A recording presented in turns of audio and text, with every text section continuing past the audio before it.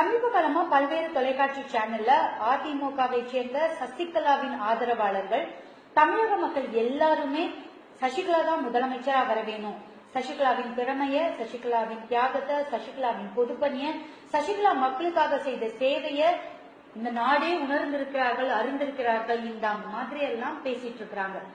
இப்படி பேசிட்டு இருக்கிறவங்க எல்லாம் யார் தெரியுமா? முதலாவதா CR சரஸ்வதி.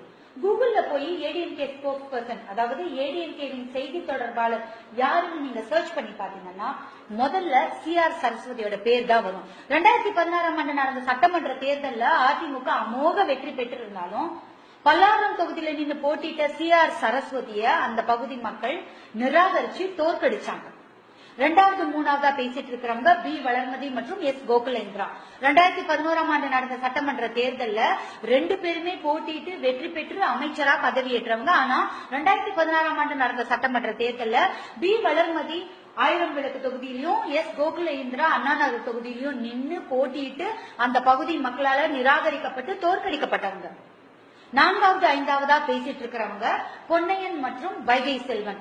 ரெண்டு பேரும் இதே 2016ஆம் ஆண்டு நடந்த சட்டமன்ற தேர்தல்ல போட்டியிட்டு சைதாப்பேட்டை தொகுதியில பொன்னையனும் அருப்புக்கோட்டை தொகுதியில வைகை செல்வனும் நிராகரிக்கப்பட்டு மக்களால தோற்கடிக்கப்பட்டவங்க. இப்படி மக்களால ஒட்டுமொத்தமா நிராகரிக்கப்பட்டு தோற்கடிக்கப்பட்டவங்க இன்னைக்கு மக்களுடைய பிரதிநிதியா உட்கார்ந்து பேசிட்டு இருக்கிறதுக்கு என்ன தகுதி இருக்கு? அதுவும் மக்களுடைய உணர்வுகளுக்கு எதிர்மறையான கருத்துக்களை இவங்க திரும்ப திரும்ப தெரிவிக்கும் போது மக்கள் எல்லாருமே இவங்களை வெறுக்க ஆரம்பிச்சுட்டாங்க. மக்கள் தீர்ப்பே மகேசன் தீர்ப்புன்னு அடிக்கடி நம்மளுடைய மறைந்த புரட்சி தலைவி அம்மா அவர்கள் சொல்லிக்கிட்டே இருப்பாங்க.